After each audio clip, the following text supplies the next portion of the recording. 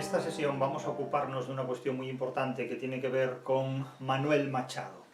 Vamos a referirnos al hermano de Antonio Machado, tal como decía Borges cuando en cierta ocasión surgió el nombre de Manuel Machado y dijo cínicamente, borgianamente, valga la redundancia, no sabía que Antonio hubiera tenido un hermano.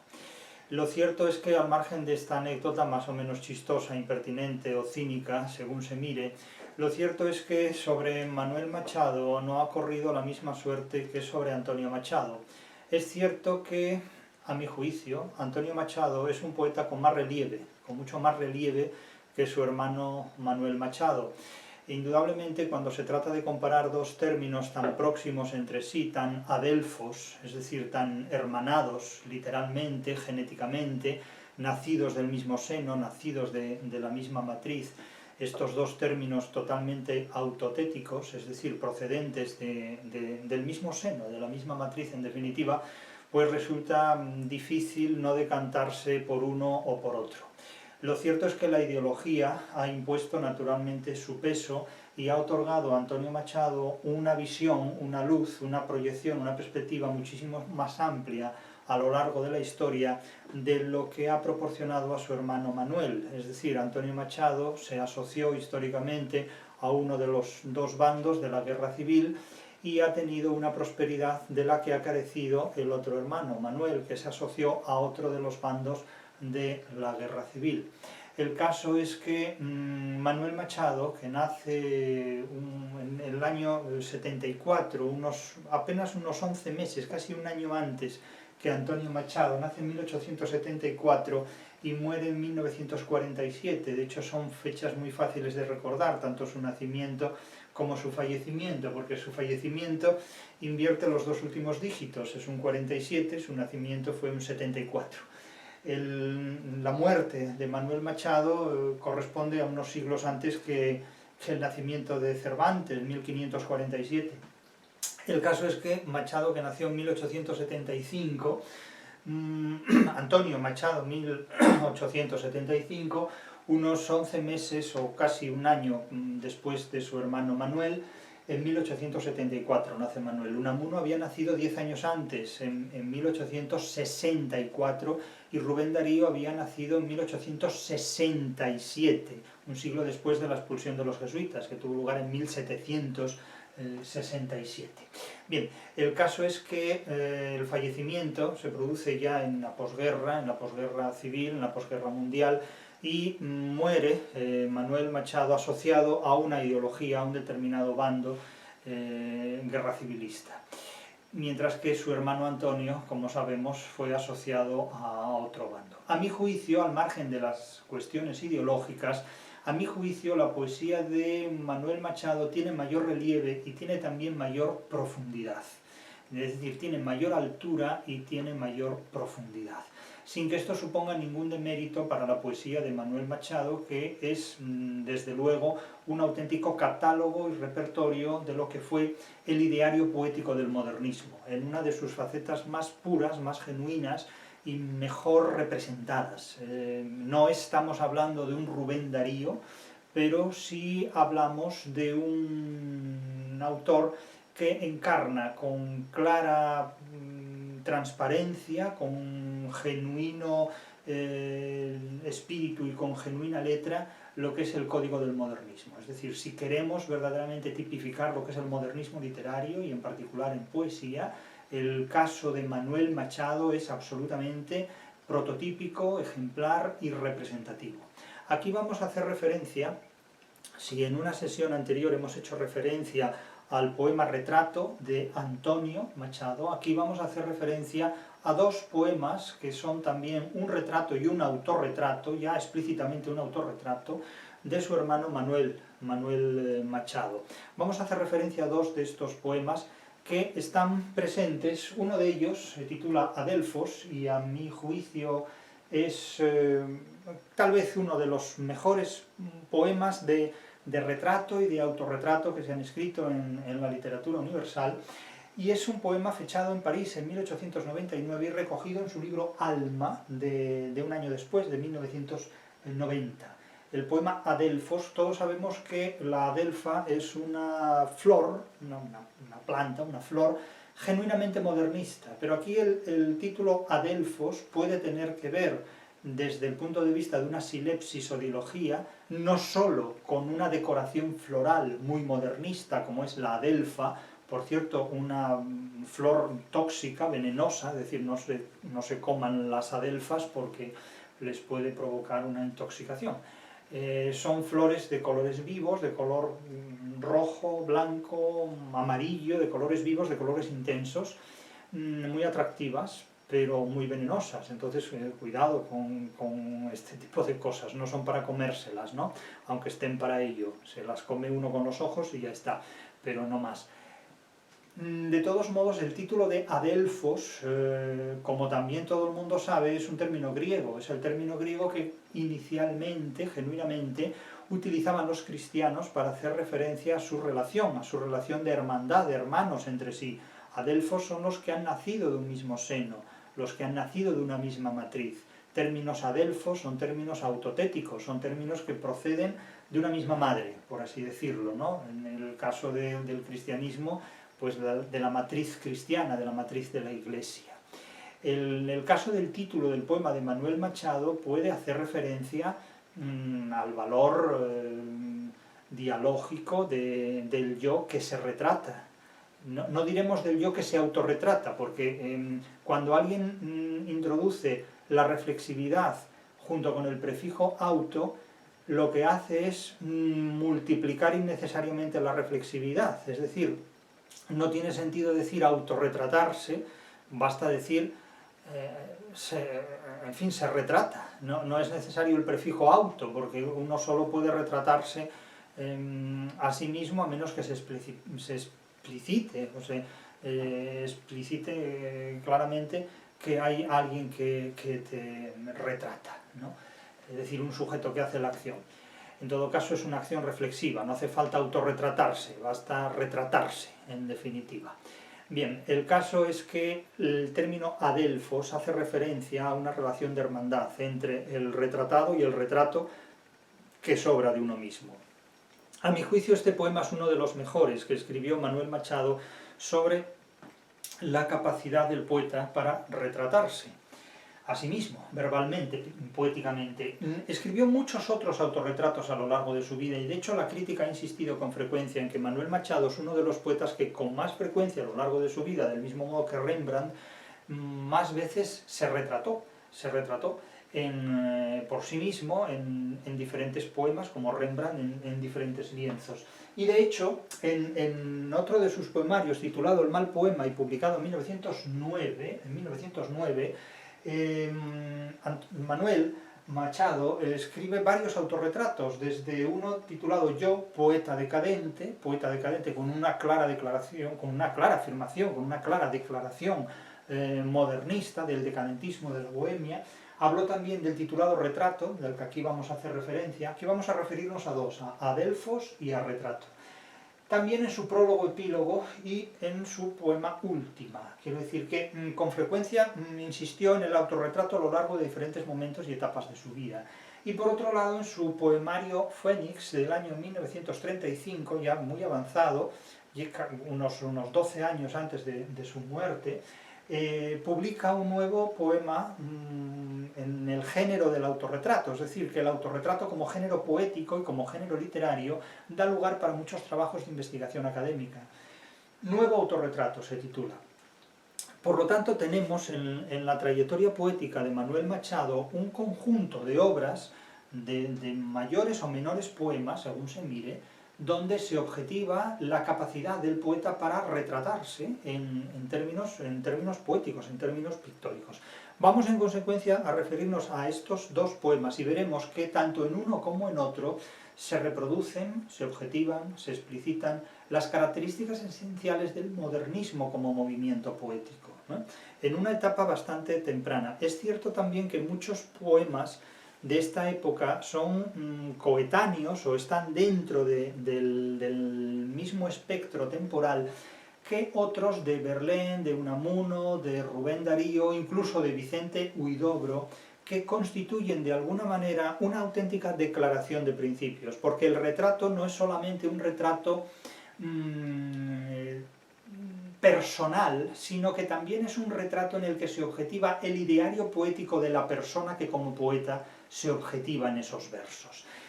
Cuando hablamos de retrato siempre se suelen distinguir dos dimensiones, una dimensión física, es decir, la descripción física del retratado o la descripción física del autorretratado, y eso es lo que se llama una prosopografía o eficción, es decir, la descripción física de la persona, es lo que hace Cervantes en el prólogo a las novelas ejemplares, este que veis aquí, etcétera, etcétera, ¿no? Y se describe ut pictura poiesis, es decir, hace una descripción pictórica en términos verbales, en términos poéticos de sí mismo.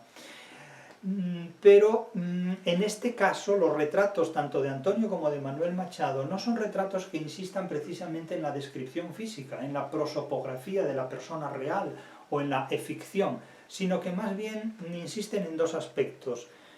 La etopeia, es decir, la descripción de cualidades morales de su carácter personal, por una parte, y por otro lado su ideario poético, su credo poético, su itinerario poético, su sistema de pensamiento poético, en definitiva.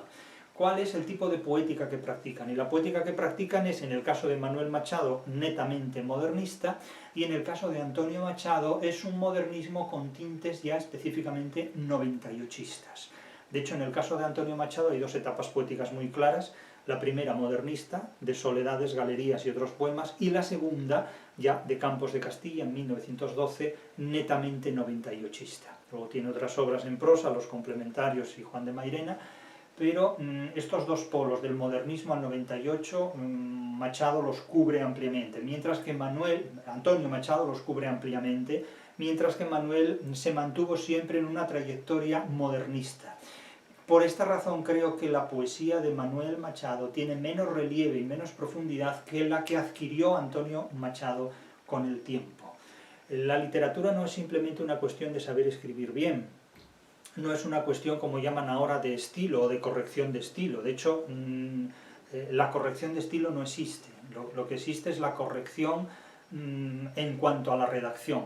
Pero no, los estilos no se corrigen, es decir, no podemos corregirle el estilo a Cervantes, no podemos corregirle el estilo a Góngora, no podemos corregirle el estilo a Quevedo. La expresión corrección de estilo se utiliza en términos mercantiles para decir que alguien corrige los errores que ha cometido otra persona que o bien no sabe escribir, lo cual no deja de ser irónico que haya gente que escriba libros y necesita que le corrigen el estilo porque no sabe escribirlos. Claro, el hecho de que haya un corrector de estilo implica que la gente no sabe escribir, porque si no, no se necesitaría el corrector de estilo. Y además lo que se corrige no es el estilo, es la redacción o son los errores. Lo que sería es un corrector de errores de redacción, o corrección de errores de escritura, o corrección de ortografía. Pero el estilo es una manera de dignificar una labor de corrección que por otro lado es muy elemental. Es como si llamamos estilista a un peluquero, o como si llamamos, pues no sé, ingeniero de aguas a un fontanero. Es que el hecho de ser fontanero no es ni mejor ni peor que ser un ingeniero de aguas, o el hecho de ser un peluquero no es mejor ni peor que ser un estilista. Es decir, es que no es una cuestión de nomenclatura, sino de hechos. Es decir, los correctores de estilo en realidad no corrigen el estilo, corrigen erratas, faltas de ortografía, o errores de tipo sintáctico, solecismos, anacolutos, malapropismos, en fin, todo este tipo de errores, y no corrigen los fonéticos simplemente porque no se pronuncian, pero en fin, cualquier dispositivo de inteligencia artificial es un corrector de estilo con frecuencia mucho más competente de los humanos al uso en ese punto. Pero insisto, el estilo no se corrige, eso es una nomenclatura tomada del inglés, se corrigen errores gráficos, ortográficos, sintácticos, semánticos, a veces incluso, o pragmáticos, pero es que el estilo no se corrige, eso no se puede corregir, el estilo de Góngora ni de Quevedo, eso es incorregible, el estilo, indudablemente. Eso es una forma, en todo caso, casi si me apuran, hasta de censura. No tiene ningún sentido. Son nomenclaturas mercantiles que se utilizan para identificarse en un mercado en el que la gente no sabe escribir, y luego hay un error también muy grande, con frecuencia, y es que para ser un corrector de estilo, es decir, para ser alguien que corrige errores ortográficos a los que no saben escribir y sin embargo se dedican a escribir, es necesario formarse en la lectura de obras literarias, pero no en la lectura de manuales de corrección de estilo. Es que son dos trayectorias completamente diferentes. Ahora bien, yo comprendo que la gente necesite declararse como correctora de estilo, pues porque vivimos en unos tiempos donde si uno dice que es corrector de ratas, no saben a qué se refiere, igual lo pueden considerar que se trata de un felino que anda por ahí persiguiendo ratas o cosas por el estilo. ¿Verdad? Que yo comprendo que a veces es necesario expresarse de una determinada manera para que la gente nos comprenda, pero eso ya implica asumir, bueno, pues que vivimos eso en un tercer mundo semántico, ¿no? Lleno de cosas simpáticas. En fin, imagínense ustedes que le tienen que corregir el estilo a Beethoven, el estilo musical, que Quevedo fuera un corrector de estilo de Góngora, ¿no? Pues el culteranismo habría desaparecido, o que Góngora fuera un corrector de estilo de Quevedo, el conceptismo habría desaparecido, o que no sé, el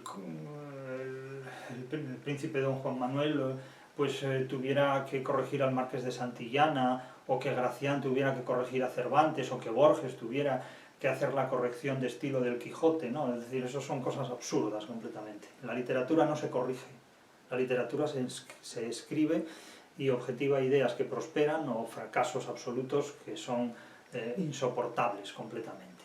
El caso es que este poema, Adelfos, al primero al que nos vamos a referir, y que es, a mi juicio, el más valioso, remite esencialmente a una hermandad entre dos términos que proceden del mismo referente, de la misma matriz, que es a lo que yo creo que hace referencia Manuel Machado con su título, además de que el hecho de los adelfos remite a un conjunto de adelfas, un conjunto de decoración floral muy modernista y muy característica del modernismo. Vamos a entrar en materia, vamos a leer esos poemas y vamos a empezar primero por el más valioso, por Adelfos, precisamente, que lo tengo aquí delante. Como digo, estos poemas contienen también no solo una dimensión etopéica, es decir, algo que describe las características personales, morales, costumbristas del poeta, de la persona que habla, sino que tiene también una dimensión en la que se retrata el estilo del poeta, en la que se retrata las características del estilo modernista. Y eso es algo que no se puede corregir, no se puede corregir el estilo de un modernista, no podemos poner a Juan Ramón Jiménez a corregir el estilo de la poesía social, o un poeta social como Gabriel Celaya a corregir el estilo de Juan Ramón Jiménez, porque entonces suprimimos, y no hablemos ya de corregir las presuntas erratas gráficas del propio Juan Ramón Jiménez cuando escribe las fricativas velares sordas, con J todas, inteligencia con J, por ejemplo, ¿no?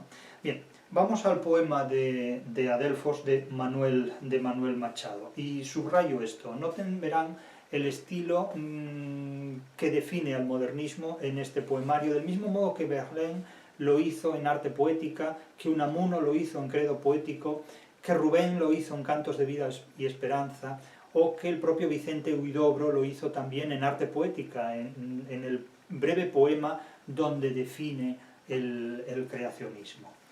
Bien, el poema Adelfos dice lo siguiente, está escrito en serventesios de versos tetradecasílabos, alejandrinos, de 14 sílabas métricas, que riman A, B, del mismo modo que el poema Retrato de su hermano Antonio. Vamos a leerlo primero entero y después vamos a ir verso a verso identificando las características del modernismo en este excelente autorretrato poético. Adelfos. Yo soy como las gentes que a mi tierra vinieron, soy de la raza mora, vieja amiga del sol, que todo lo ganaron y todo lo perdieron. Tengo el alma de nardo del árabe español.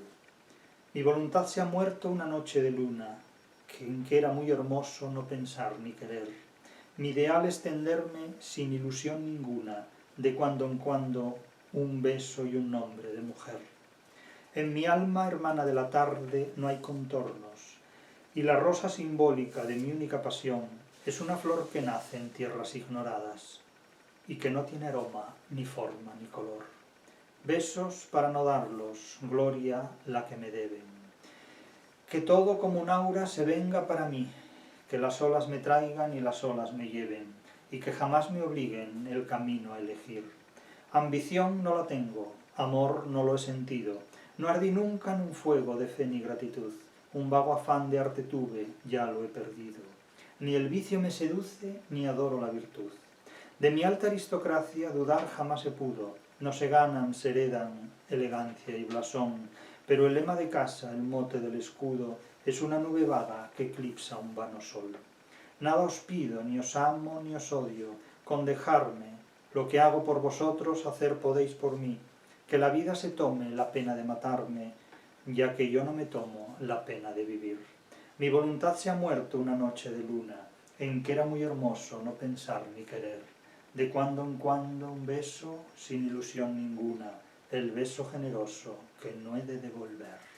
Bien, es claramente un autorretrato cínico, lúdico y absolutamente modernista. Y diré por qué absolutamente modernista, que es muy claro, con toda la actitud de la bohemia, de la indiferencia, de la dejadez, del abandono, típicamente modernista. Y pienso que incluso este modernismo llegaba hasta la música de Manuel de Falla, cuando en su Serenata Andaluza basta ver las indicaciones y las anotaciones que aporta el propio Manuel de Falla sobre el aire musical, subrayando que determinados pasajes deben interpretarse al piano con absoluto abandono, deben interpretarse en un piano, en un suave, con abandono, con absoluto abandono.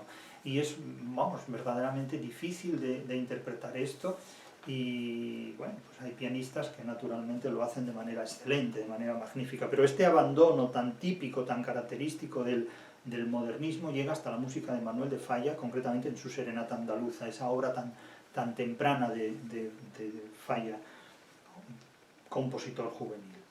Bien, en este poema Adelfos quede claro, por tanto, que Adelfos son los hermanos que proceden de la misma matriz, de la misma madre, y que era la nomenclatura que los primitivos cristianos se daban entre sí para subrayar esa fraternidad. Los Adelphoi en plural o los Adelfos en singular.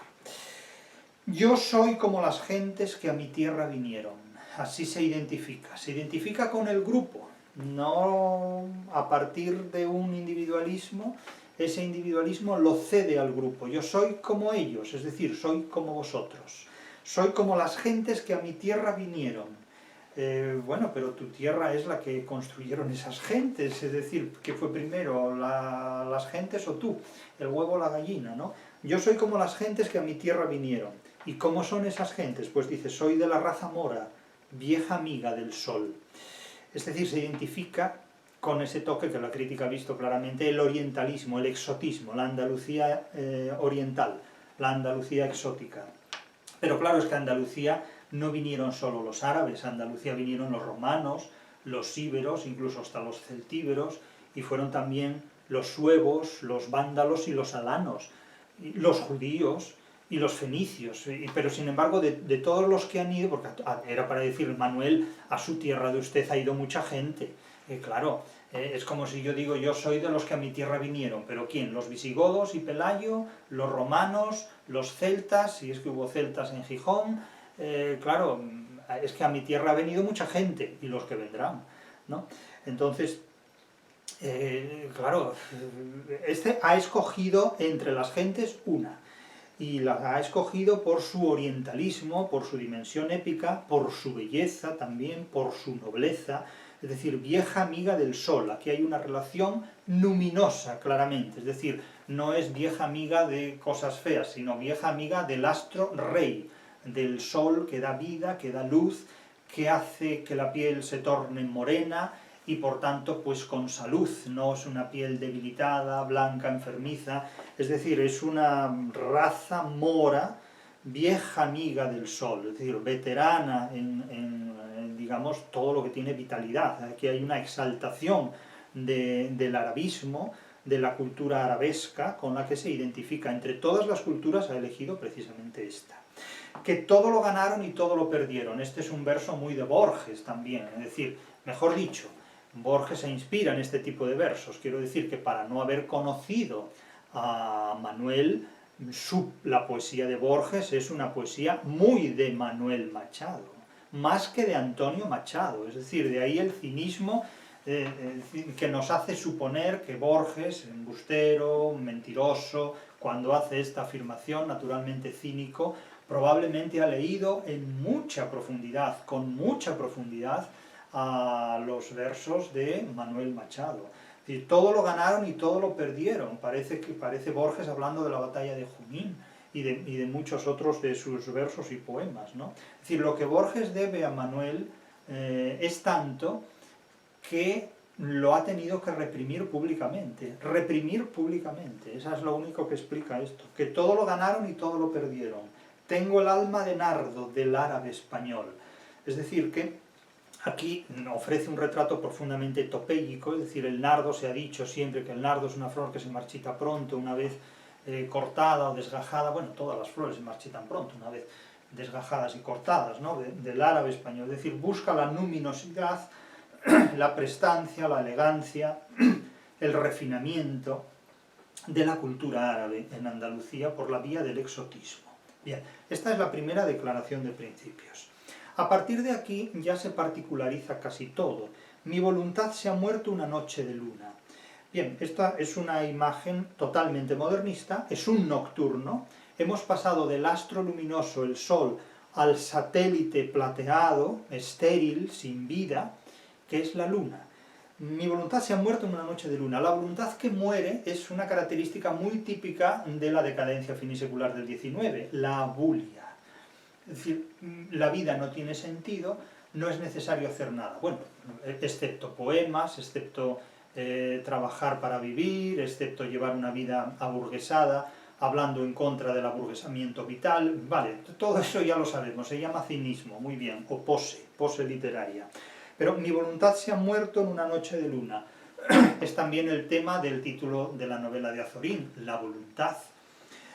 Es algo muy presente también en el 98, una voluntad anulada por las circunstancias, etc. El ser humano es una criatura extraviada, una bala perdida.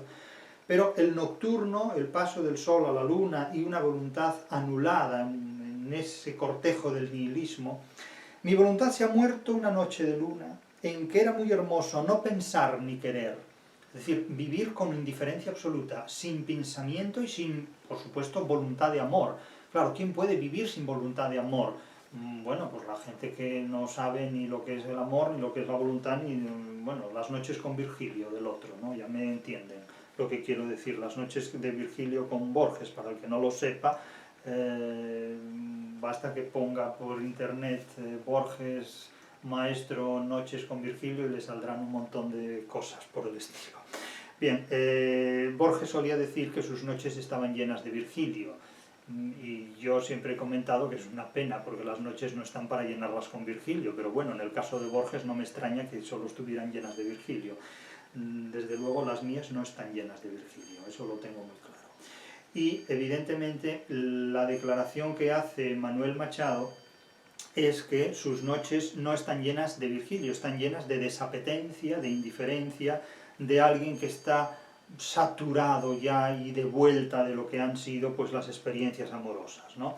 Es decir, que noches en las que era muy hermoso ni pensar ni querer, ya hastiado de amor, hastiado de placeres, ya está de vuelta de todos ellos. Es una actitud muy modernista, muy finisecular, es decir, ya no hay nada que anime este cuerpo mío, esta sensibilidad mía que está ya de vuelta de todo, en definitiva. Mi ideal es tenderme sin ilusión ninguna. Claro, es un cinismo tremendo, es decir, estoy olvidado de todo, ya casi es tenemos la imagen de un Raskolnikov que está tendido en su cuchitril, en su tabuco, en su mechinal, y no tiene ganas de nada, no tiene interés por la vida, no hay nada que le seduzca, no hay nada que le atrape.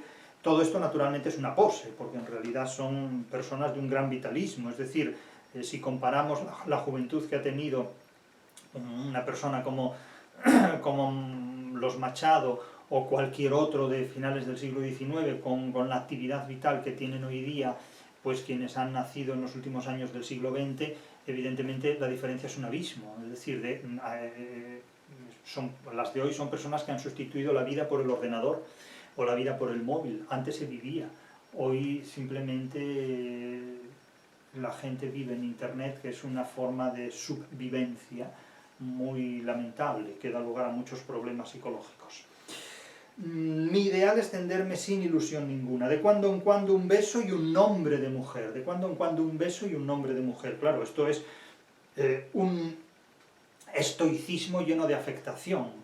La abulia absoluta, la noluntad de la que habla Unamuno, la noluntad, no la voluntad, sino la noluntad, la negación de la voluntad, y la exaltación de un mundo bohemio, de cuando en cuando un beso y un nombre de mujer, es decir, casi como si fuera una especie de pseudo Don Juan. En mi alma, hermana de la tarde, no hay contornos. Fíjense que el alma es hermana de la tarde, no es hermana del mediodía, no estamos ante el poema Beato Sillón de Jorge Guillén o las 12 en el reloj, no estamos en el momento cenital del día, estamos en la tarde, en el momento del ocaso. Todavía no ha llegado la plenitud de la noche, típica del romanticismo, las noches lúgubres, la intimidad de la noche, sino que es la proximidad del ocaso casi consumado. Todavía no hemos entrado, insisto, en la plenitud de la noche, sino que su alma, digamos, entra en su momento vital, en su momento álgido, en el ocaso. Es hermana de la tarde, no hay contornos, donde no se percibe con claridad la noche y el día, donde los perfiles se difunden hasta dejar de percibirse con nitidez. Y la rosa simbólica de mi única pasión, es decir, que de nuevo una decoración floral, donde la pasión se identifica la fructificación cromática de una flor muy tópica, por otro lado, que es la rosa. Es una flor que nace en tierras ignoradas y que no tiene aroma, ni forma, ni color, es decir, una desnaturalización de los sentimientos. Aquí apela naturalmente el poeta a una genealogía ignota, a una genealogía que se difunde, perdida la historia, en lo legendario. Es una genealogía mística, legendaria, mitológica, desconocida, una genealogía que se sustrae a la historia. Es decir, mis orígenes son tan remotos que no hay historia que los pueda explicar, es lo que viene a decir. Esto es un eco romántico, muy típico del romanticismo, y que se explota con mucha intensidad, con mucha fuerza, en el modernismo, sobre todo. Es decir, apelar a una genealogía ignota, es decir, soy tan antiguo, soy tan veterano, es decir, mis genes, mis antepasados son tan remotos que se pierden porque sobrepasan la profundidad de la historia, es decir, son anteriores a la historia, ¿no?, en definitiva. Pero claro, cuidado, porque podemos llegar a los cromañones o a los neandertales. Entonces, claro, esto depende de dónde pongamos el límite. Siempre es mejor sustraerse a la historia, porque claro, hay gente que pretende llegar directamente al paraíso de Adán y Eva, pero antes de llegar al paraíso de Adán y Eva hay que pasar por los neandertales, los cromañones, los póngidos y toda esta serie de especies con las que hoy difícilmente muchos seres humanos querrían identificarse, ¿no? Esta es una idealización de la genealogía humana, en definitiva. Y por supuesto hay una autodepreciación, es decir, que no tiene aroma, ni forma, ni color, con un toque próximo al malditismo, a los poetas malditos, es decir, soy un genio incomprendido, soy alguien cuya poesía no está suficientemente valorada, ni por su forma, ni por su aroma, ni por su color, aunque lo tenga, pero se discute que lo tenga, es decir, un toque de malditismo y una autodepreciación por aquello de no darse porte públicamente, aunque lo cierto es que se lo dan y mucho porque son extraordinariamente cínicos. Prosigue el poema en sus serventesios. Besos para no darlos, gloria la que me deben. Ya me dirán ustedes si aquí no hay narcisismo. Gloria la que me deben. Besos para no darlos, como quien la gente requiere mis besos pero yo no los doy. Besos para no darlos, gloria la que me deben. Esta estructura que ustedes ven aquí, besos para no darlos, con exclamaciones, gloria la que me deben, es lo que se llama una antipáfora o prosopodis, es decir, casi una pregunta y una respuesta, aunque aquí no hay términos de pregunta y respuesta, sino acotación, exclamación, acción, reacción. Es una antipáfora o prosopodis, es decir, cuando el poeta o el hablante o el escritor aduce un término o hace una pregunta y él mismo se responde, él mismo glosa, acota o responde lo que plantea. Besos para no darlos, gloria la que me deben. Claro, aquí hay una autoestima impresionante. Hemos pasado de algo que no tiene aroma, ni forma, ni color, a decir besos para no darlos porque se lo solicitan, gloria a la que me deben porque la tiene y no se la reconocen. De nuevo el toque malditismo y el toque modernista. Que todo como un aura se venga para mí, es decir, esto es una invocación casi cósmica, es un apóstrofe, es decir, que la gloria que tengo venga para mí, es decir, que todo como un aura se venga para mí, ¿no? Dejad que la luz se acerque a mí, que las olas me traigan y las olas me lleven, y que jamás me obliguen el camino a elegir. Claro, aquí hay una contradicción enorme, porque que las olas me traigan y me lleven implica un abandono, implica un dejarse en manos de la corriente, y añadir a continuación que nunca le obliguen a elegir el camino implica que él no da importancia a lo que hacen, pero sí da importancia a lo que le imponen. Claro, es una combinación de natural cinismo, de abandono compatible con es que yo soy tan listo que no me puedo aguantar a mí mismo, ¿no? Es lo que vienen a decir estas actitudes decadentes y decadentistas, es decir, es que yo valgo tanto que la gente no es capaz de reconocer mi valor. Esta es la actitud cínica, naturalmente cínica, del poeta modernista. Prosiguen las antipáforas o prosopodis. Ambición no la tengo, amor no lo he sentido. Claro, que no tiene ambición no lo creemos en un cínico, eso es el narcisismo de la modestia. Amor no lo he sentido. Eso es disimular los intensísimos sentimientos. Los modernistas son hipersensibles, pero si ven una flor y le dedican un poema, es decir, ven cualquier cosa y se emocionan con cualquier cosa, son sensaciones tremendamente infantiles, ¿no? Una tarde inolvidable, un beso inolvidable y sin duda ya olvidado, dirá Borges. Borges en definitiva fue un modernista perenne, un cínico permanente en su literatura. Es decir, Borges, a veces leemos a Manuel Machado y creemos que leemos a Borges. Por eso él tiene que disimular, Borges, que no ha conocido nunca nada de Manuel Machado, porque ha leído más a Manuel que a Antonio. Un poeta como Antonio Machado a Borges no le dice absolutamente nada. Le dice mucho más un poema como Manuel Machado, un poeta como Manuel Machado. Ambición no la tengo, amor no lo he sentido, dice en una nueva antipáfora. No ardí nunca en un fuego de fe ni gratitud, es decir, una insensibilidad absoluta. Lo que se subraya constantemente es que son insensibles a todo, que están por encima de cualquier magnetismo, de cualquier cosa. Un vago afán de arte tuve, ya lo he perdido. Es decir, que, vamos, se sintió en un momento dado atraído por determinadas tendencias, pero enseguida lo decepcionaron y las superó, todas ellas. Está por encima de todo, ¿no? Un vago afán corre los ámbitos, mágicas ondas de vida van renaciendo de pronto, etc. Parece que estamos leyendo a Rubén Darío también. Ni el vicio me seduce ni adoro la virtud. Esto no es el justo medio, es el desdén a todo. Es decir, no es que tenga pequeños vicios y pequeñas virtudes, es que lo rechaza todo. La indiferencia vital artificiosa, es la indiferencia de diseño, para exhibirla, naturalmente. Es el desdén por valores aceptados, el desdén por los valores que la burguesía glorifica y canoniza de alguna manera.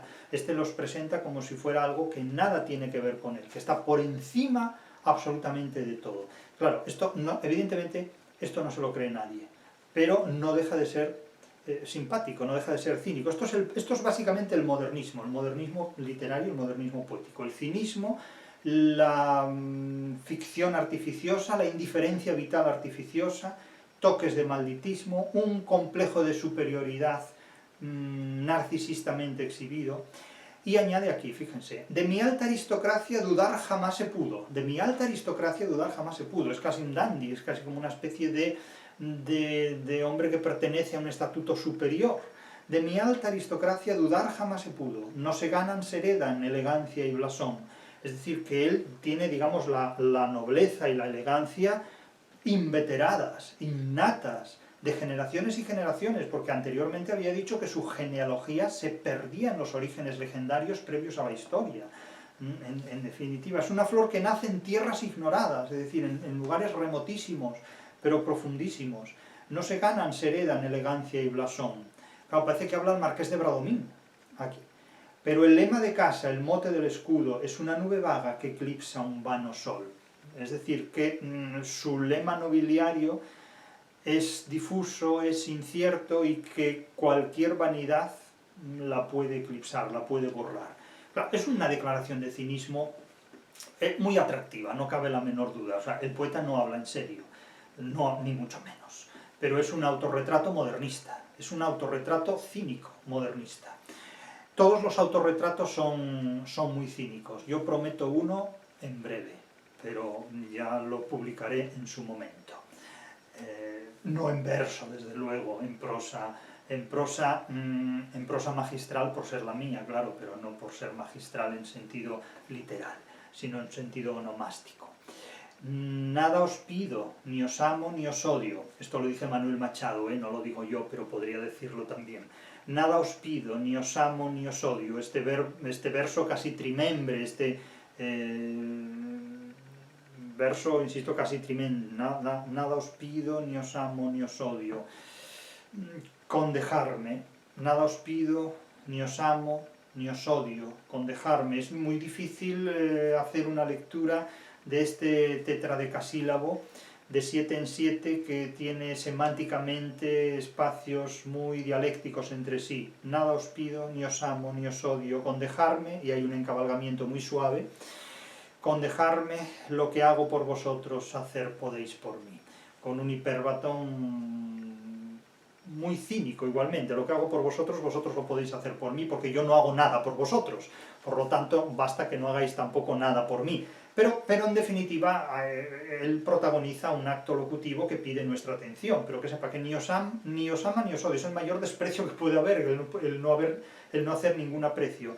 Que la vida se tome la pena de matarme, ya que yo no me tomo la pena de vivir. Claro, de nuevo la indiferencia vital, casi en una isodinamia, es decir, en un retruécano, en definitiva. Que la vida se tome la pena de matarme, que yo no me tomo la pena de vivir. Que por muertas las desearon, sabed que non por vivas. Es un retruécano casi con una isodinamia, ¿no?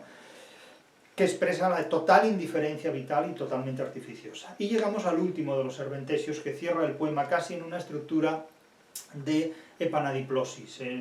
Termina casi como empieza, vuelve un ritornelo inicial con una leve variante, muy musical por otro lado. Mi voluntad se ha muerto una noche de luna. Este verso, un verso semejante a este, lo hemos visto antes, era el quinto verso. Mi voluntad se ha muerto una noche de luna, en que era muy hermoso no pensar ni querer. Antes decían que era muy hermoso no pensar ni querer, el mismo verso. Y los dos últimos, de cuando en cuando un beso, sin ilusión ninguna, el beso generoso que no he de devolver. Es decir, admito que me los den, pero yo no los devuelvo. No esperen que devuelva ningún beso de los que he recibido, porque los recibo sin ilusión, estoy por encima de todo eso. Es decir, es una nostalgia, el beso generoso que no he de devolver, pero lo recuerda. Lo recuerda, porque sabe que no lo devolverá. Nótese el refrán, lo olvidado, ni debido ni pagado. ¿No? Claro, el beso generoso que no he de devolver es un beso que se recuerda, pero que a sabiendas no se devuelve, por la razón que sea. Es un poema, Adelfos, que a mí me parece de los mejores que se han escrito desde el punto de vista del autorretrato, del retrato poético del propio autor, cínico y genuinamente modernista. Es enormemente atractivo, realmente es enormemente atractivo. El Marqués de Bradomín sería mucho más sangriento todavía, mucho más expresivo, pero hablamos de un gran poema de Manuel Machado. Vamos a ver ahora el poema Retrato, que con frecuencia, por titularse Retrato, como el de su hermano Antonio, y no Autorretrato, o no de otro modo, se ha comparado con frecuencia con el de Antonio Machado. A mí este poema, escrito en pareados, me resulta menos valioso, menos intenso, con menos relieve, con menos profundidad, pero no por ello debe desatenderse, es decir, es un poema muy digno de tener en cuenta. Pero el pareado es una forma métrica muy peligrosa de utilizar, es como la cuadernavía, es una forma, bueno, la cuadernavía son dos pareados análogos, en definitiva, dos pareados recurrentes. El poema Retrato dice así. Vamos a leerlo primero seguido y después iremos comentando puntualmente alguna cosa, aunque a mí me parece que tiene menos contenido comentable y menos forma también comentable. Esta es mi cara y esta es mi alma, leed. Unos ojos de hastío y una boca de sed. Lo demás nada, vida, cosas, lo que se sabe. Calaveradas, amoríos, nada grave. Un poco de locura, un algo de poesía, una gota del vino de la melancolía. Vicios todos, ninguno, jugador no lo he sido, ni gozo lo ganado ni siento lo perdido. Bebo por no negar mi tierra de Sevilla, media docena de cañas de manzanilla. Las mujeres, sin ser un tenorio, eso no, tengo una que me quiere y otra quien quiero yo. Me acuso de no amar, sino muy vagamente, una porción de cosas que encantan a la gente. La agilidad, el tino, la gracia, la destreza, más que la voluntad, la fuerza, la grandeza. Mi elegancia es buscada, rebuscada, prefiero a olor helénico y puro lo chic y lo torero. Un destello de sol y una risa oportuna, amo más que las languideces de la luna. Medio gitano y medio parisien, dice el vulgo, con Montmartre y con la Macarena comulgo. Y antes que un mal poeta, mi deseo primero hubiera sido ser un buen banderillero. Es tarde, voy deprisa por la vida y mi risa es alegre, aunque no niego que llevo prisa. El poema es bastante ripioso, por momentos, es bastante ripioso. Pero precisamente ese ripio, que a veces hace pensar en las humoradas de Campoamor, o incluso en el estilo de las aleluyas, que también solían ir expresadas con versos empareados, naturalmente hace que el propio poema retrato subraye este cinismo y este desenfado. Pero, insisto, es también un catálogo de características modernistas. Esta declaración muy torera, esta es mi cara y esta es mi alma, leed, se comunica al lector bajo un imperativo imponente. Leed, podría decir mirad. Mirad si es desdichado Satanás. Parece ser que escribió Quevedo recreando la muerte de Góngora, ¿no? Mirad si Satanás es desdichado. Cuando decía de Góngora, muerto se quedó oculto y pelado, mirad si Satanás es desdichado. Como quien dice que mala suerte tiene Satanás, que se va para el infierno. Bien, podría haber dicho mirad, dice leed. Esta es mi cara y esta es mi alma, leed. Un imperativo, unos ojos de hastío y una boca de sed. Unos ojos de hastío, volvemos de nuevo al hastío vital, a la fatiga de la vida, a este vitalismo modernista y desencantado de todo, pseudo-romántico también. Lo demás, nada, vida, cosas, lo que se sabe, es decir, nada importante, calaveradas, amoríos, nada grave. Bueno, la bohemia. Un poco de locura, algo de poesía, una gota de vino de la melancolía. Un vino de la melancolía, ¿qué marca es esa? Podríamos preguntarnos, ¿no? Se preguntarán los filósofos o los teólogos que siempre buscan el sentido literal de los versos de vino de la melancolía, o los, en fin, o los anglosajones, ¿no? Que buscan siempre el sentido literal de las palabras literarias, que no existe. Porque la literatura es la negación del sentido literal, esta es la tesis número 10 de la crítica de la razón literaria. Una gota del vino de la melancolía, se llama una metáfora, el vino para olvidar, el vino para calmar las pasiones, el vino para sobrellevar los disgustos, etcétera, etcétera.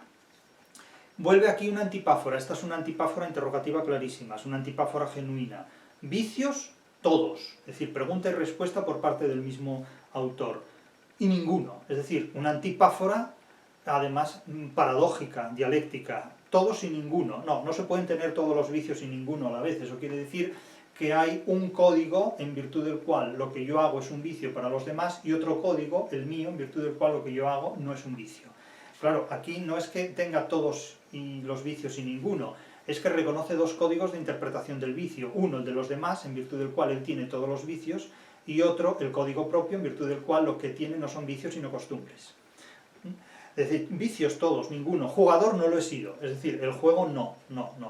Pero reconoce que el juego es un vicio porque lo cita entre ellos y lo excluye, ese no le gusta, ese vicio no. Ni gozo lo ganado, ni siento lo perdido. Es decir, de nuevo la indiferencia absoluta por las cosas mundanas, las cosas banales. Este ascetismo del que no vive en la ermita como ermitaño, sino el que ha transitado profundamente por la vida y después de haber transitado por la vida desdeña lo ganado y lo perdido, desdeña los placeres y los sufrimientos. Es decir, no es el caso del asceta que nunca ha catado lo que la gente busca, sino que es el caso del catador de los placeres de la vida que, después de haberlos catado, dice yo estoy por encima de todo esto. Bueno, pues de un cinismo impresionante. De nuevo, ni gozo lo ganado, ni siento lo perdido. Y este no se declara estoico ni que vive en la ataraxia como los filósofos que dicen, no, es que yo soy estoico, dicen los filósofos. Bueno, pues este, sin necesidad de apelar al estoicismo, dice, ni gozo lo ganado ni siento lo perdido, y no se anda vistiendo de filósofo los domingos, ¿no?, sino de poeta modernista todos los días. Bebo, por no negar mi tierra de Sevilla, media docena de cañas de manzanilla. Claro, esto parece un ripio completo porque uno se esperaría un vino de buena marca, un buen Jerez o algo así, y media docena de cañas de manzanilla. Claro, no es que la manzanilla valga menos que un vino de Jerez, naturalmente, pero claro, aquí hay una despresurización semántica muy fuerte, hay una ruptura de expectativas, y la rima en illa es muy ripiosa. Bebo, por no negar mi tierra de Sevilla, media docena de cañas de manzanilla. Las mujeres, sin ser un tenorio, eso no, es decir, se rechaza la actitud claramente del Don Juan, ¿no? Es decir, ni un Bradomín, ni un seductor maraña, ni un Bradomín he sido, dijo Antonio, amé cuanto ellas han tenido de hospitalario. Lo mismo le ocurre a Manuel, tenorio no, pero bueno, tenorio no, pero fíjense lo que dice. Tengo una que me quiere y otra a quien quiero yo. Es decir, tengo una mujer que me quiere a mí y otra mujer a la que quiero yo. Bueno, es un comentario cínico, lúdico, porque, bueno, cínico y lúdico a mí me parece cínico y lúdico, evidentemente, pero claro, a cada uno le parecerá lo que se quiera, lo que le quiera parecer. Esto no lo diría nunca Antonio Machado. Antonio no lo suscribiría, Manuel sí. Es decir, una que me quiere a mí y otra a la que quiero yo. Me acuso de no amar sino muy vagamente, es decir, el amor tampoco me lo he tomado muy en serio, ni he tenido muchas pasiones amorosas, muchas en cantidad, pero pocas en profundidad, porque no me interesa el amor, está como por encima de todo esto, ¿no? Una porción de cosas que encantan a la gente. Me acuso de no amar sino muy vagamente, y esto que nos hace pensar en el amor en un primer momento, en un segundo encabalgamiento, es una porción de cosas que encantan a la gente, como que un desdén hacia casi todo, un ascetismo generalizado, que es muy propio de filósofos y de nobles y de virtuosos. Parece que nos está hablando Erasmo de Rotterdam aquí, dice, no, yo estoy por encima de todo, parece casi como si de estos filósofos humanistas que dicen, no, nosotros estamos por encima de las pasiones. Cuando se produjo la pandemia entrevistaban a muchos pensadores y filósofos y les decían, ¿qué tal ha llevado la pandemia? Y decían, no, bueno, yo muy bien, porque llevo una vida retirada, muy bien. Pues yo a esta gente los mantenía en pandemia permanente, porque si están tan felices, confinados y empandemizados sin salir de su casa, para ellos debe ser una tragedia que termine el confinamiento. Por mi parte pueden seguir todos encerrados en su casa y no dar entrevistas a nadie, porque así nos ahorran estos comentarios que incitan a los gobernantes a volver a confinarnos a todos, porque si tan bueno es el confinamiento para los humanistas, yo no sé por qué la gente sale de la universidad terminada la jornada laboral. Pueden seguir metidos allí toda la vida, como en un convento de clausura, ¿no? Realmente, pero bueno, qué bonito es a la gente ejercer y mostrar el narcisismo de lo bien que están confinados, ¿no? Para decir, no, yo estoy muy bien, yo soy asceta y no sé cuánto más. Bueno, el ascetismo es una forma de disimular las deficiencias propias. Si quieres que tus noches estén llenas de Virgilio, allá tú, pobre Virgilio. Me acuso de no amar sino muy vagamente una porción de cosas que encantan a la gente. Y subraya esta idea en el pareado siguiente. La agilidad, el tino, la gracia, la destreza, más que la voluntad, la fuerza, la grandeza. Es decir, es una comparación en estilo nominal. No se dice, prefiero la voluntad, prefiero la agilidad, el tino, la gracia y la destreza antes que la voluntad, la fuerza y la grandeza, sino que contrapone una enumeración de términos a un lado y otra enumeración a otro, la contrapone, la compara y opta por la agilidad, el tino, la gracia, la destreza, y rechaza la voluntad, rechaza la fuerza y rechaza la grandeza. Es decir, que hay una serie de cualidades que considera negativas frente a otras que considera positivas, insisto, en un estilo nominal y conceptista. La agilidad, el tino, la gracia, la destreza, más que la voluntad, la fuerza, la grandeza. Bien, es una declaración nueva de cinismo. Mi elegancia es buscada, rebuscada, prefiero a olor helénico y puro, lo chic y lo torero. Es decir, que tiene, digamos, un artificio en su manera de manifestarse, es un artificio, ¿no? Es decir, podemos pensar en el poema de Argensola, Yo os quiero confesar, don Juan I, que este blanco y color de doña Elvira no tiene de ella más, si bien se mira, que el haberle costado su dinero. Pero tras esto confesaros quiero que es tanta la beldad de su mentira, que en vano a competir con ella aspira belleza igual de rostro verdadero. Pues bien, aquí ocurre lo mismo. Es decir, que mi elegancia es buscada, rebuscada, es artificiosa completamente, era para decir, lo sabíamos ya, quiero decir, nos damos por enterados desde el primer verso. El esta es mi cara y esta es mi alma, leed, ya sabemos que es un artificio claro. Pero por si quedan dudas, lo dice, mi elegancia es buscada, rebuscada, es decir, artificiosa. Prefiero a olor helénico y puro lo chic y lo torero, es decir, bueno, la imagen modernista, la curvatura de lo chic y lo torero. Un destello de sol y una risa oportuna, amo más que las languideces de la luna. Bien, hemos pasado del atardecer de la luna y de tal a la luz del mediodía, el destello del sol, a la risa de complicidad, etc. Y aquí ya nos lanzamos, medio gitano y medio parisien, dice el vulgo, con Montmartre y con la Macarena comulgo, es decir, se queda con la Macarena y con Montmartre en París, es decir, parisino y sevillano, ¿no? Medio gitano y medio parisino, parisien, ¿no? Y antes que un tal poeta, mi deseo primero hubiera sido ser un buen banderillero, de nuevo un pareado que recuerda a las aleluyas. El banderillero, la figura del torero, que bueno, Machado, los hermanos Machado hicieron crónicas taurinas, se hicieron populares también por las crónicas de tauromaquia que hacían, imagínense ustedes, el Machado, amante de la tauromaquia, ¿dónde está hoy, no? Bueno, ¿dónde está Machado? Ninguno de los dos, hoy día la gente ya no lee a Antonio Machado, tampoco, no saben ni quién fue. Es tarde, voy deprisa por la vida y mi risa es alegre aunque no niego que llevo prisa. Bueno, este es un verso deliberadamente ripioso, que recuerdan aquellos versos de